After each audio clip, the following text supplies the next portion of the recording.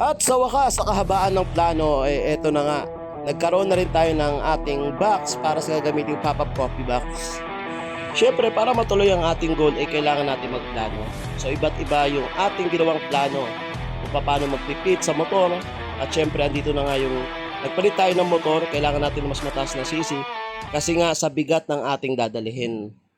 Siyempre, plano natin sa mas matataas na lugar sana, sa magandang view. Siyempre, habang ginagawa natin iba't ibang plano, nag-focus muna tayo sa pagmumubit. At inunti-unti natin bilhin ng ating mga kailangan para dito. At siyempre, kasabay nito, nag-aral din tayo maging barista. So, inaral natin yung mga coffee kahit wala tayong alam para dito. At ngayon, siyempre, tuwan-tuwa ako dahil eto na nga, unti-unti na natin nagagawa, unti-unti na natin naabot yung ating goal para dito. Kahit na busy sa pang-araw-araw sa pagmumubit, ginagawa natin ng paraan para maisabay na natin ito. Pero okay lang din kung hindi agad masimulan, at least swak sa ating plano. Mas makapag-isip pa tayo at masolusyonan yung iba't ibang bagay na ating magiging problema. Pero syempre, excited na rin ako masimulan ito.